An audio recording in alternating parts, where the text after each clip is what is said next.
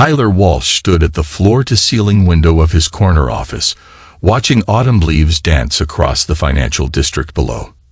At 45, he cut an imposing figure in his tailored charcoal suit. The morning sun caught silver threading through his dark hair. He had earned his success by building Walsh Investment Partners from scratch. His phone buzzed with a text from his stepdaughter. Cassandra Stone. Dad, I hate to ask, but the university billing office is being difficult again. Can we talk? Tyler smiled, remembering the frightened 12-year-old who first called him Dad 15 years ago. Now at 27 and pursuing her MBA, Cassandra had blossomed into a confident young woman. Of course, sweetheart, I will handle it today, he replied. His secretary, Margaret Chin, knocked on his door. Mr. Walsh, your 10 a.m. meeting with Platinum Holdings is here. Push it to tomorrow, Margaret. It is a family matter, he said. Margaret nodded, hiding her surprise. In 15 years, she had never seen him reschedule a meeting with a major client. Shall I have James bring the car around? Margaret asked. Please, and clear my afternoon too, he replied. Tyler gathered his belongings, including a leather portfolio with Cassandra's previous tuition statements. She had been asking for more frequent payments, citing rising costs and additional fees. He attributed this to the prestigious program and inflation. After all, she had always been responsible with money. The 40-minute drive to the university gave Tyler time to review several investment proposals on his tablet. James, his driver of 10 years, navigated through traffic with practiced ease. How are Sarah's college applications going, James? Tyler asked, remembering that James's daughter was in her senior year. Very well, sir. Thanks to your letter of recommendation, she has 3 interviews lined up. The campus sprawled before them, with ivy-covered buildings and manicured lawns. Tyler straightened his tie as he stepped from the car. I'll call when I'm done, James. The financial aid office occupied the ground floor of an imposing Georgian building. Inside, the air carried the academic mix of old books and cleaning products. A student worker looked up from her computer, eyes widening at Tyler's presence. Good morning. I am here to see Gloria Conley regarding Cassandra Stone's account, he said. The student picked up her phone, spoke quietly, and then nodded. Ms. Conley will see you now. Gloria Conley's office reflected 20 years in academic administration. Organized, efficient, and a bit worn around the edges, she rose to greet him. Mr. Walsh, she said, her tone carrying an odd note that immediately set Tyler's alarms ringing. I must say, I am surprised to see you here. Taking a seat, Tyler said, Cassandra mentioned some issues with her account. I would like to clear any outstanding balance and pay her next semester's fees in advance. Gloria's frown deepened. Mr. Walsh, there is some confusion. Cassandra withdrew from the university 3 months ago. The word struck Tyler like a blow, yet he maintained his composure. There must be a mistake. She has been updating me about her classes and professors. He pulled out the portfolio. I have her tuition statements right here. Gloria adjusted her glasses as she examined the papers.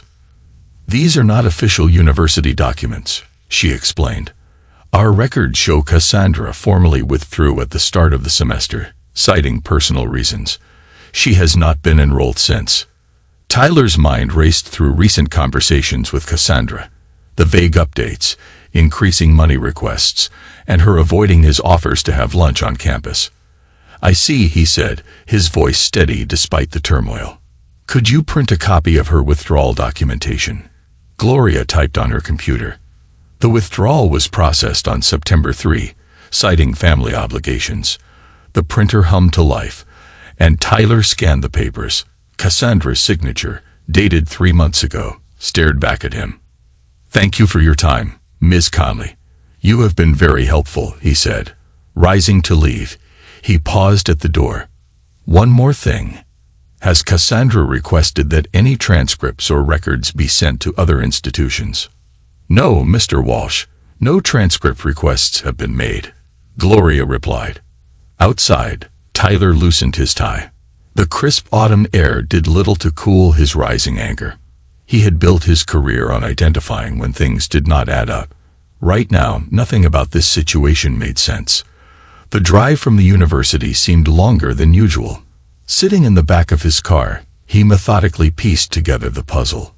James kept glancing in the rearview mirror, sensing his employer's unusual silence. "Should we head back to the office, sir?" "No," Tyler replied calmly. "Take me to Greenwich." This was Cassandra's apartment building, a luxury complex where he had co-signed her lease 2 years ago. During the drive, Tyler tried calling Cassandra 3 times. Each call went straight to voicemail. Her cheerful greeting now felt like mockery. "Hi, you have reached Cassie. Leave a message." He then pulled up her Instagram profile, a rarity for him.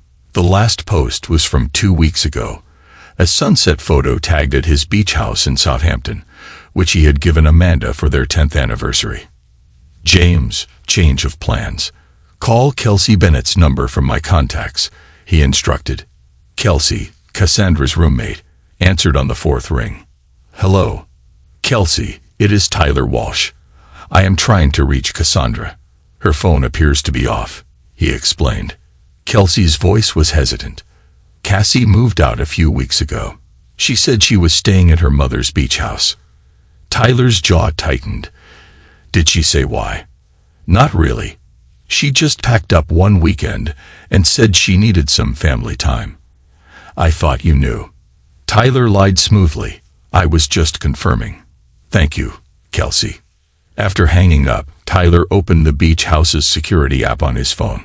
The system showed regular activity over the past 3 months, exactly when Cassandra withdrew. "James, take me to Southampton," he ordered. "Sir, that is a 2-hour drive," warned James. "Then we had better get started," Tyler replied. During the drive, he made several calls. First, he told his assistant, Margaret, cancel all my meetings for the next 2 days. Family emergency. Then he called his head of security, saying, "Dave, I need everything you have on Oscar Bright." "Yes, Amanda's personal trainer." "Everything." The Southampton house was a modern masterpiece of glass and steel, perched on 2 acres of pristine beachfront. Tyler had bought it 5 years ago for $7 million, then spent another $3 million on renovations for Amanda. Lorenzo Humphrey, head of security for the gated community, met Tyler's car at the gate. "Mr. Walsh, we were not expecting you today," he said. "Clearly not," Tyler replied, noting Lorenzo's discomfort. "How long have they been here?" Tyler asked. Lorenzo shifted his weight. "Mrs. Walsh said not to disturb them. She has been here with Miss Stone for about 3 months. And Mr. Bright, the trainer, has been staying here too." Tyler nodded as if this were expected. "Thank you for your honesty, Lorenzo. I trust you will extend me the same courtesy in the future." "Yes, sir." "Of course, sir," Lorenzo replied. The house key felt heavy in Tyler's hand as he stood at the front door. Inside, he heard faint music and voices from the back patio. He entered silently. His expensive shoes made no sound on the marble floors. The entrance hall showed signs of occupation. Unfamiliar men's boots by the door and a gym bag that was clearly not his. Moving through the house, Tyler noted more evidence of his wife's betrayal. Prescription prenatal vitamins lay on the kitchen counter, and a man's watch, unknown to him, rested on the master bedroom nightstand. Approaching the patio doors, voices became clearer. He stopped just inside. Hidden behind costly designer drapes chosen by Amanda, he listened. "Mom, these flowers would be perfect for the ceremony," Cassandra said excitedly. "The colors will match the sunset perfectly," Amanda replied warmly. "They are beautiful, honey." "But won't they be out of season by then?" asked Cassandra. "Not if we have the wedding in June as planned," Amanda answered. "The divorce should be final by April, and that gives us plenty of time to settle everything," she added. Tyler peered through a gap in the curtains. The scene before him was like a photograph of betrayal. Amanda reclined on a luxury lounger, her hand resting on a clearly pregnant belly. Cassandra sat cross-legged beside her, holding a tablet that displayed wedding venue options. Oscar bright, shirtless and tanned, mixed drinks at the outdoor bar. "Baby, bring me that coconut water instead," Amanda called to Oscar. "The doctor said to watch my sugar intake," she added. Oscar replied in an overly sweet tone, "Anything for you and our little one." Tyler remembered Oscar's appearance from their brief meetings, perfectly muscled and suited for a supplement advertisement. Cassandra continued, "I still cannot believe how perfectly everything is working out." She swiped through images on her tablet. "The venue deposit is paid. I have the caterer on hold, and the tuition money you've been sending has covered all the wedding planner's fees." Amanda laughed, a sound that made Tyler's blood run cold. He remembered when he had truly believed you needed extra money for special seminars last month. "Those luxury birthing classes are not inexpensive," Amanda remarked. "And neither is keeping your pregnancy hidden from the country club." Cassandra giggled. "It will all be worth it when everything is finalized," Oscar added as he handed Amanda her drink. "Your dad will not know what hit him. By the time he figures it out, we will have everything in place." Tyler had heard enough. He stepped silently back through the house, his mind already formulating plans. Every business deal he made taught him the value of timing. Right now, timing was everything. In the car, he sent a text to Benjamin Boyer, his attorney and oldest friend. "Need to meet tonight. It's about Amanda. And it's worse than we thought." Benjamin replied quickly, "Usual place at 8 p.m., as James drove them back to the city. Tyler watched the coastal mansion slip past. He had built his life on calculating risks and recognizing opportunities. Amanda, Cassandra, and Oscar thought they were playing a long game. "James, take the scenic route back," he said quietly. "I have some calls to make." The car turned onto the coastal highway as Tyler planned his response to betrayal. The Oak Room at the Street Regis held memories for Tyler Walsh.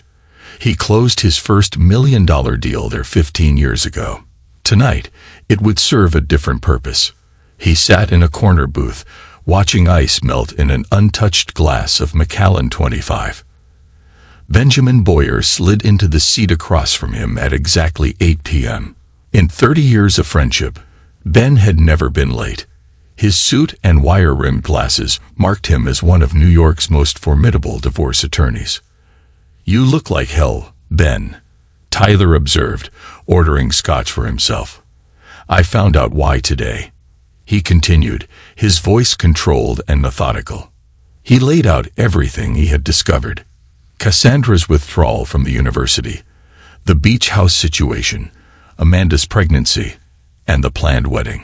Ben's expression darkened as he listened. "When you finish, I will have my investigative team on this tonight. They have already made crucial mistakes. First, Cassandra has committed clear fraud by accepting money under false pretenses and using it for unauthorized purposes. That is criminal territory." Ben leaned forward. "And Amanda, by using joint accounts for expenses related to her affair, creates a paper trail. My forensic accountants will have a field day." The waiter delivered Ben's scotch and disappeared discreetly. "What about Oscar?" Tyler asked. Ben's smile turned predatory. "That is where it gets interesting. I had my team do preliminary digging when you mentioned him 2 months ago. Something felt off about him. It turns out he has a history, 5 previous relationships with wealthy clients' wives. Each ended in a messy divorce with him walking away with substantial settlements." Tyler's eyes narrowed. "A professional con man." "Exactly," Ben agreed. "He finds wealthy, married women, usually through his personal training business. He seduces them, convinces them to leave their husbands, then takes what he can get in the divorce settlement." Ben pulled out his tablet, showing documentation. He is careful, never leaving enough evidence to prove criminal intent. Tyler studied the documents, his mind calculating angles. They think they are being clever, planning everything in advance, using my money to fund their exit strategy. Most men in your position would confront them immediately, storm in and make a scene, Ben observed. That is probably what they expect. Tyler took a sip of scotch. I want to handle this carefully. They think they are playing the long game. Let us show them what a real long game looks like. For the next hour, they constructed a plan.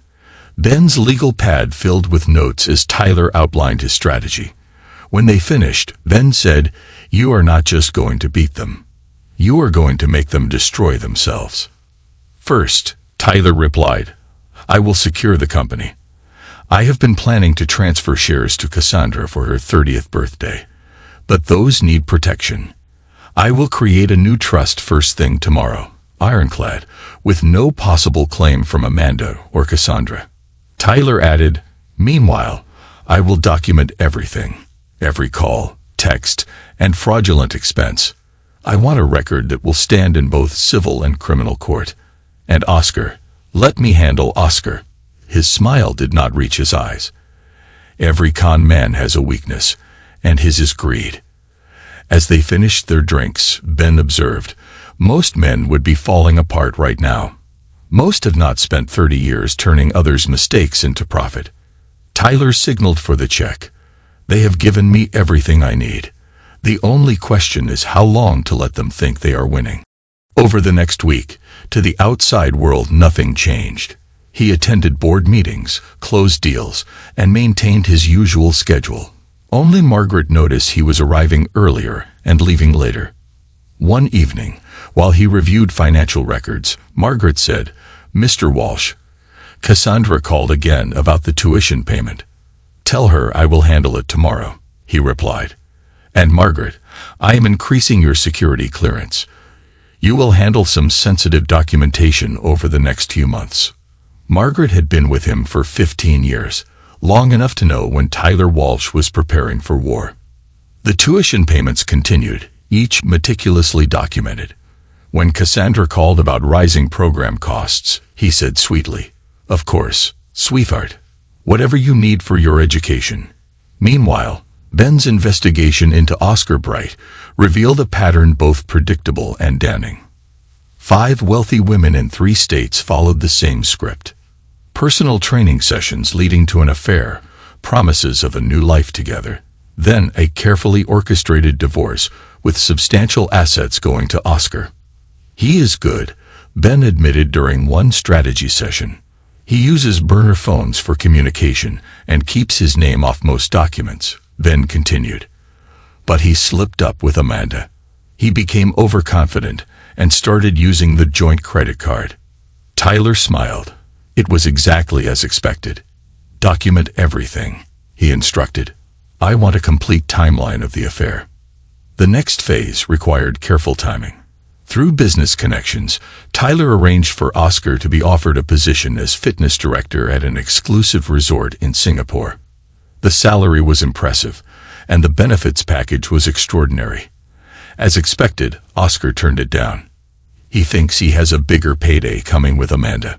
Ben observed, "Classic overconfidence by a con man." Tyler replied, "Perfect. Now we know he is fully committed to their plan." The pieces were falling into place. While Tyler maintained his regular routine, his days were filled with careful preparation. He upgraded the security system at his office so every meeting was recorded. He also had his legal team review Amanda's prenuptial agreement, focusing on the morality clause she insisted on including, ironic, given her actions. Cassandra's fraud provided the foundation for criminal charges. Tyler worked with Ben to document every fraudulent transaction, building a case that would be impossible to defend. The fact that the money was used for wedding preparations and Amanda's private medical care only strengthened their position. "The beauty of it," Ben said, "is that they have done all the work for us. Every step they took to hide their plan makes our case stronger." Tyler spent his evenings in his home office, watching security footage from the beach house. He saw Oscar coming and going, noted Amanda's growing pregnancy, and observed Cassandra's frequent visits. Each observation was carefully catalogued. Each pattern noted, "Sir, James, his driver, said one evening as they left the office. Mrs. Walsh called again about attending the Carter Charity Gala next week. Tell her I will be there." Tyler checked his watch and added, "James, take the rest of the week off. Family time is important." James nodded, understanding the unspoken warning. 3 months of careful preparation culminated on a crisp December morning. Tyler's office overlooked Central Park, where bare trees stood against a steel-gray sky. Everything was in place. "Margaret," he said into the intercom, "please show my family." Amanda entered first, elegant in designer clothes that his money had bought. Her pregnancy was now more visible, though she tried to hide it behind loose clothing. Cassandra followed, holding a tablet that likely contained more wedding plans. Oscar came last, his practiced confidence slipping slightly in the unfamiliar corporate setting. "Darling," Amanda said sweetly, "this is a surprise. You have been so busy lately. Sit down." Tyler's tone was pleasant, but left no room for argument. "We need to talk about family."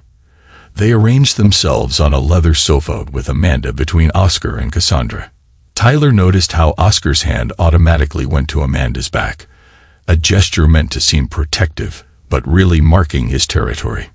"I have asked you here because I care about family," Tyler began steadily. "Family should know the truth." He pressed a button on his desk, and the wall-mounted screen came to life. What truth would that be? Amanda wondered. Her attempt at innocence might once have fooled him. "Let us start with you, Oscar." Tyler pulled up the first set of documents. "Would you like to explain these?" The screen displayed divorce settlements, bank records, and surveillance photos. Oscar's face remained composed, but his hand tightened on Amanda's shoulder. "I do not know what you are implying," he began, but Tyler cut him off. 5 wealthy women in 3 states, each divorced their husband after meeting you. Each settlement names you as a beneficiary of various assets, Tyler explained calmly. "Very good at what you do," he added. Amanda turned to Oscar, confusion breaking through her mask. "What is he talking about?" she asked. "He is trying to manipulate us," Oscar said quickly. "This is all fake." Fake. Tyler pressed another button, and security camera footage from various hotels played silently. "Like the rooms you booked using Amanda's emergency credit card?" Tyler asked. "Or the jewelry you bought her using our joint account?" He continued. Cassandra began to speak, but Tyler silenced her with a look. "I am not finished." While Oscar played his usual game, the two of you were busy with your own schemes. More documents appeared on the screen. University withdrawal papers, bank transfers, and wedding venue deposits. "Cassandra, as of this morning, the police have opened an investigation into your fraudulent use of tuition funds. Would you like to explain how you used that money for wedding preparations and your mother's private medical care?" The color drained from Cassandra's face. "Dad, I can explain," she pleaded softly. "And Amanda." Tyler continued as if she had not spoken. "Remember the morality clause you insisted on adding to our prenuptial agreement. The clause stated that any infidelity would result in total forfeiture of claims to my company assets." Amanda's hand went protectively to her stomach. "You would not do that," she protested. "Actually, I would. And I am," Tyler declared as he buttoned his suit jacket. "You thought you were being clever, using my money to fund your escape. But you forgot something crucial," he added. "What is that?" Oscar challenged. "I built my fortune by turning others' mistakes into opportunities." Tyler smiled coldly. "Your mistakes have been very profitable." He then laid out his plan methodically.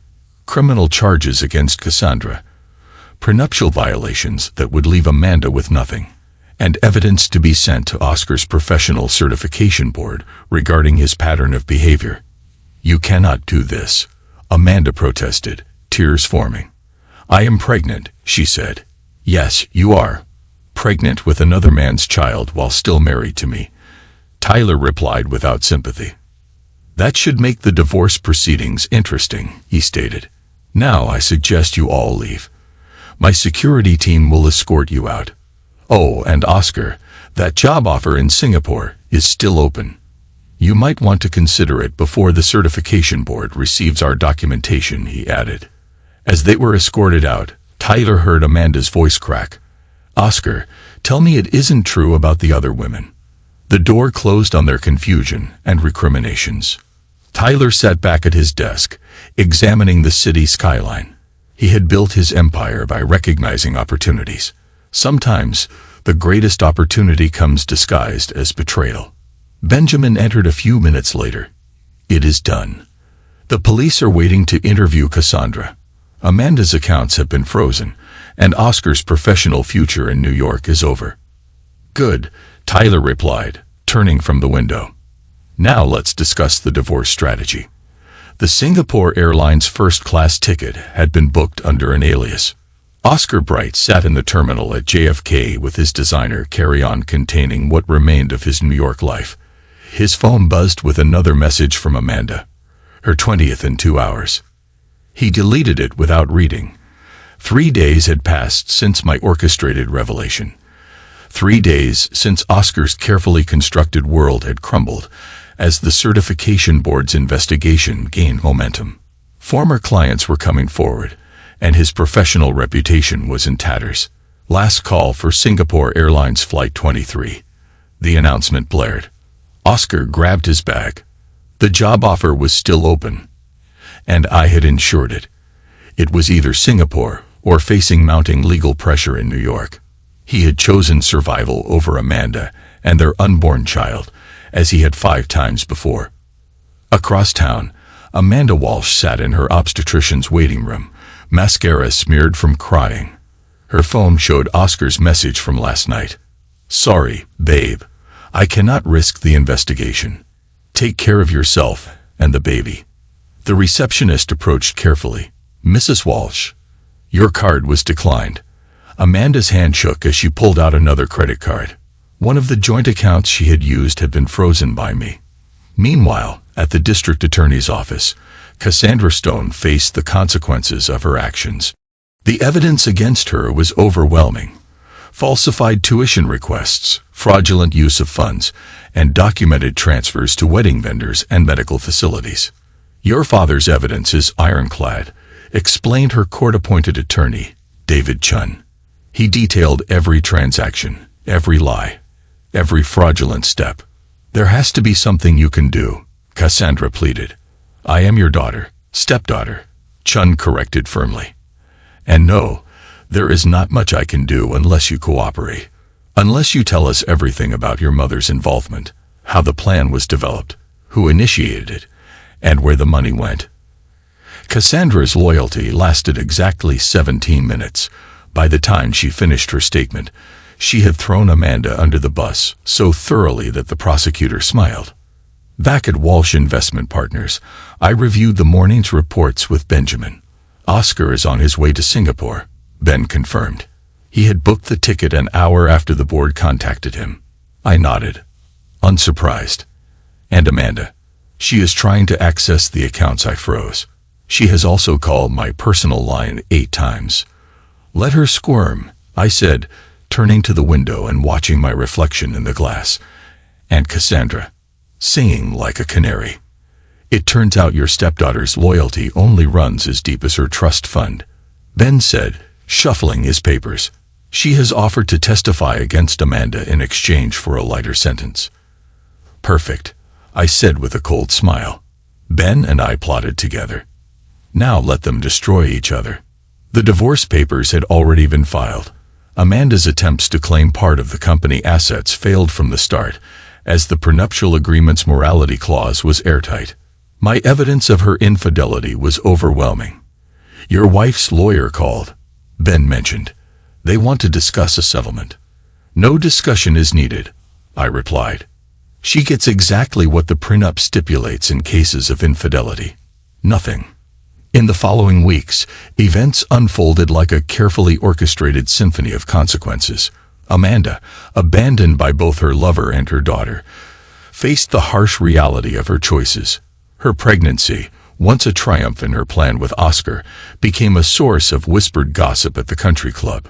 The scandal might have been contained if not for an unexpected alliance. Norma and Kenneth Hayes, Amanda's parents, reached out to me directly. "We raised her better than this," Norma said during a lunch meeting at La Bernardi. Her pearls and perfect posture could not hide her disgust at her daughter's behavior. "Kenneth and I want you to know we stand with you, Tyler," she added. Kenneth Hayes, a retired judge, nodded gravely.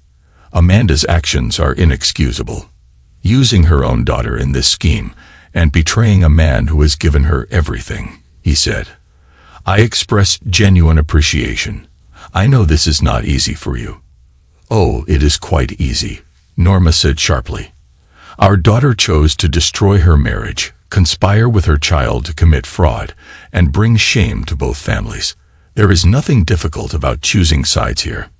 Their support proved crucial in the social fallout. When Amanda tried to spin her version of events at the Metropolitan Museum's annual gala, Norma publicly admonished her, "Do stop embarrassing yourself. Your lovers fled to Singapore, your daughter faces criminal charges, and you are pregnant with another man's child while still married. Perhaps dignity and silence would be best," Norma declared. Cassandra's reckoning took a different form. The fraud charges threatened everything she had taken for granted: her reputation, future prospects, and lifestyle. Her only hope was to cooperate with authorities. In a sterile conference room at the prosecutor's office, she detailed everything. "It was Mom's idea initially," she said. "After she got involved with Oscar, she said Dad's money could fund their fresh start. I helped hide the pregnancy and used the tuition money for our plans," she continued while Sarah Martinez took detailed notes. "And you understood this was fraud?" the prosecutor asked. "Yes," Cassandra replied softly. "I knew it was wrong, but Mom said that after the divorce, with Oscar's help, they would take care of me." "The same Oscar who is now in Singapore," she noted. Cassandra's silence spoke volumes. "Meanwhile, my position in both business and social circles strengthened. My handling of the crisis impressed clients and competitors alike. I had turned personal betrayal into professional triumph, becoming a legend in Manhattan's upper circles. I have had 3 potential investors call this week," Benjamin reported during our meeting. "They are impressed by how you handled everything. Crisis management at its finest." 1 year later, my office offered an even more commanding vista of Central Park. Success, it seemed, was the best revenge. The morning sun caught the edge of an envelope on my desk. Cassandra's latest attempt at reconciliation, like its predecessors, would remain unopened. Some bridges, once burned, should stay ash. My phone buzzed with a message from Lynn Rhodes. We had met during the divorce proceedings. She was part of Benjamin's legal team. "Dinner tonight? That new place on Madison?" she asked. I smiled and replied affirmatively. Lynn understood me in ways Amanda never did. She appreciated my strategic mind, shared my values, and respected me. "Mr. Walsh," Margaret's voice came through the intercom. "Benjamin Boyer is here for your weekly lunch." We chose a restaurant with a view of Central Park's autumn colors. Benjamin arrived exactly on time, as always. "The beach house is sold," he reported, "and it's settled above asking price." I nodded and explained that I had donated the proceeds to a charity supporting fraud victims, a decision that generated positive press and felt right. "How is Amanda doing?" Benjamin asked, though we both knew he kept tabs on everyone. "She is struggling with single motherhood. Her parents' trust fund barely covers basic expenses," I stated.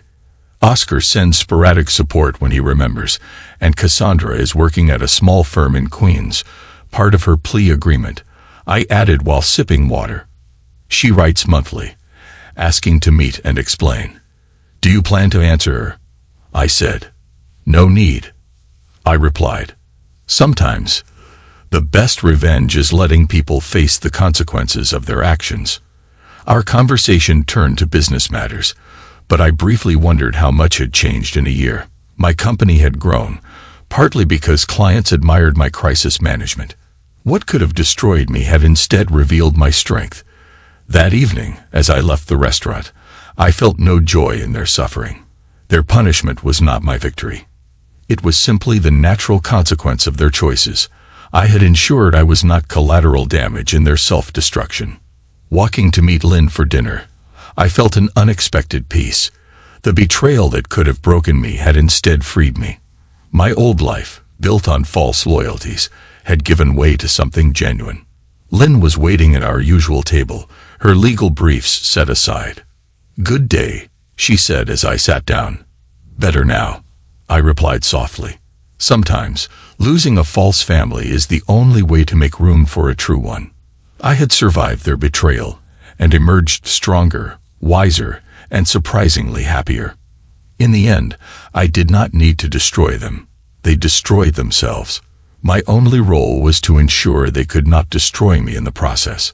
5 years later, the Manhattan skyline had changed, but Walsh Tower remained unchanged. 48 stories of glass and steel, its illuminated logo visible for blocks, housed Walsh Investment Partners, one of the city's most respected financial firms. I stood at my penthouse office window, watching the sunset paint the city gold. At 50, I cut an even more imposing figure. Success had added a layer of quiet authority to my presence. My marriage to Lynn 2 years ago had softened some of my edges while sharpening others. "Mr. Walsh," Margaret Chin, now Chief of Staff, announced at my door, "Your dinner reservation at Daniel is confirmed, and I have the updates you requested." I turned from the window. "How are our old friends doing?" Margaret consulted her tablet. Amanda Walsh, now Amanda Collins again, still lives in Queens. Her studio apartment, provided by her parents' trust fund, is a far cry from the Upper East Side life she once knew. Her son, Lucas, is 4.5, and no father is listed on the birth certificate. I nodded.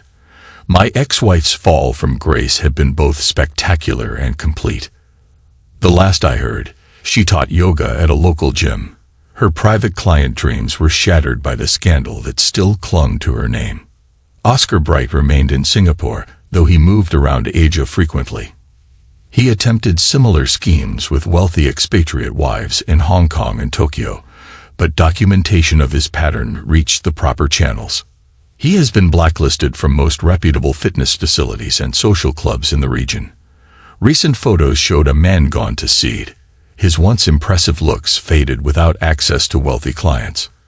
He was reduced to running boot camps on public beaches, living in modest apartments, and occasionally reaching out to Lucas with empty promises and excuses for missing child support. Margaret's expression softened slightly. The monthly letters had stopped 2 years ago, but everyone knew I kept tabs on my former stepdaughter, now working at a mid-level accounting firm in Queens. Her plea deal and criminal record prevented her from advancing. She now lived in a shared apartment in Astoria, took the subway to work, and had recently started dating a high school math teacher, a far cry from the life I had planned for her. Benjamin Boyer arrived with impeccable timing. "Now senior partner at the city's most prestigious law firm," he said, "ready for dinner. Lynn is meeting us there." I gathered my coat. "How are Norman and Kenneth?" I inquired. "The Hayes are enjoying retirement in Palm Beach. They have not spoken to Amanda beyond sending birthday checks to Lucas," Margaret reported. Benjamin checked his phone. Kenneth mentioned they updated their will. Everything now goes to charitable foundations. Apparently, they no longer trusted their daughter with an inheritance. On the drive to Daniel, we passed Amanda's old yoga studio.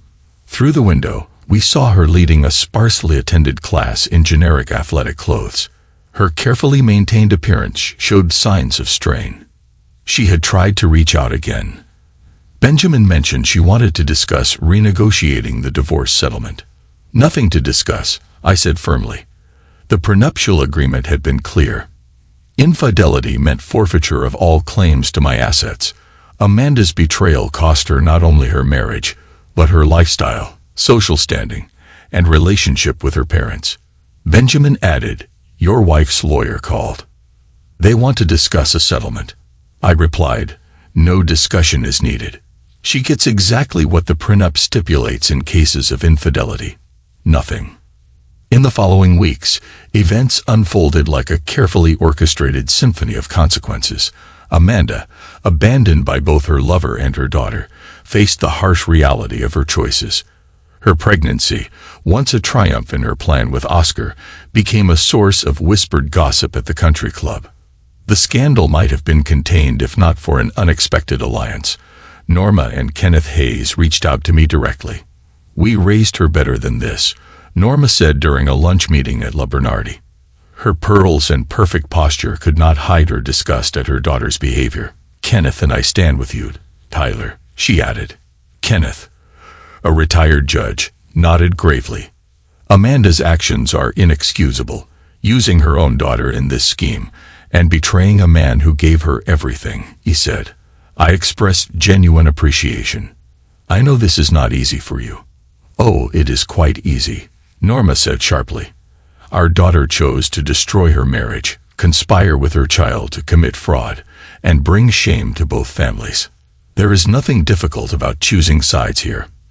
Their support proved crucial in the social fallout. When Amanda tried to spin events at the Metropolitan Museum's annual gala, Norma publicly admonished her, "Do stop embarrassing yourself. Your lovers fled to Singapore, your daughter faces criminal charges, and you are pregnant with another man's child while still married. Perhaps dignity and silence would be best," Norma declared. Cassandra's reckoning took a different form. The fraud charges threatened everything she had taken for granted: her reputation, future prospects, and lifestyle. Her only hope was to cooperate with authorities. In a sterile conference room at the prosecutor's office, she detailed everything. "It was Mom's idea initially," she said. "After she got involved with Oscar, she said Dad's money could fund a fresh start. I helped hide the pregnancy and used the tuition money for our plans." She continued while Sarah Martinez took detailed notes. "And you understood this was fraud?" the prosecutor asked. "Yes," Cassandra replied softly. "I knew it was wrong, but Mom promised that after the divorce, with Oscar's help, they would take care of me." "The same Oscar who is now in Singapore," she noted. Her silence spoke volumes. "Meanwhile, my standing in both business and social circles strengthened. My crisis management impressed clients and competitors alike. I had turned personal betrayal into professional triumph, becoming a legend in Manhattan's upper circles. I have had 3 potential investors call this week," Benjamin reported. "They are impressed by how you handled everything. Crisis management at its finest." 1 year later, my company had grown significantly. My office now offered an even more commanding vista of Central Park. Success was the best revenge. The morning sun caught the edge of an envelope on my desk. Cassandra's latest attempt at reconciliation, like all previous ones, would remain unopened. Some bridges, once burned, should stay ash. My phone buzzed with a message from Lynn Rhodes, who had met me during the divorce proceedings. "Dinner tonight. That new place on Madison?" she asked. I smiled and replied affirmatively. Lynn understood me in ways Amanda never did. "Mr. Walsh, Benjamin Boyer is here for your weekly lunch," Margaret announced over the intercom. We chose a restaurant with a view of Central Park's autumn colors. Benjamin arrived exactly on time, as always. "The beach house is sold," he reported, "and it's settled above asking price." I nodded and explained that I had donated the proceeds to a charity supporting fraud victims. This decision generated positive press and felt right. "How is Amanda doing?" Benjamin asked, though we both kept tabs on everyone. "She is struggling with single motherhood. Her parents' trust fund barely covers basic expenses," I stated. "Oscar sends sporadic support when he remembers, and Cassandra works at a small firm in Queens, part of her plea agreement. She writes monthly, asking to meet and explain." "Do you plan to answer her?" I asked. "No need," I replied. Sometimes the best revenge is letting people face the consequences of their actions. Our conversation then turned to business matters, but I briefly reflected on how much had changed in a year. My company had grown, partly because clients admired my crisis management. What could have destroyed me had instead revealed my strength. That evening, as I left the restaurant, I felt no joy in their suffering. Their punishment was not my victory. It was simply the natural consequence of their choices. I had ensured I was not collateral damage in their self-destruction. Walking to meet Lynn for dinner, I felt an unexpected peace. The betrayal that could have broken me had instead freed me. My old life, built on false loyalties, was gone. Lynn was waiting at our usual table, her legal briefs aside. "Good day," she said as I sat down. "Better now," I replied softly. Sometimes, losing a false family is the only way to make room for a true one. I had survived their betrayal and emerged stronger, wiser, and surprisingly happier. In the end, I did not need to destroy them. They destroyed themselves. I only ensured they could not destroy me in the process. 5 years later, my life flourished. Walsh Investment Partners had tripled in size. My marriage to Lynn brought genuine happiness, and our baby would be raised with real values, not the false loyalty that destroyed my first family. Sometimes, Lynn said, "Karma needs a little help." I smiled, taking her hand. Justice is about consequences. They chose their path, and I made sure they could not escape what awaited them. Later that night, in our Upper East Side penthouse, I watched the city lights while Lynn worked on case files. My phone buzzed with a message from Margaret. "Amanda tried to use your name to get store credit again, but the manager knew our history." 5 years had proven that the best revenge is not about destruction. It is letting people live with the consequences of their choices. Oscar faced loneliness as a con man exposed. Amanda endured the humiliation of a schemer whose plots backfired. Cassandra lived a modest life. I did not need to pursue revenge. I simply ensured that justice was served, cold and complete. My new life, our company's success, and my marriage to Lynn were built on the wisdom of surviving betrayal. The city sparkled below, and I felt a familiar peace. I had lost a false family and found a true one. Success was the best revenge, but happiness was the best reward. Lynn looked up from her files and smiled at me. I knew I had won more than justice. I had won freedom from those who never deserved me, making room for those who did. In the end, karma served itself. I simply made sure everyone paid their fair price for betrayal.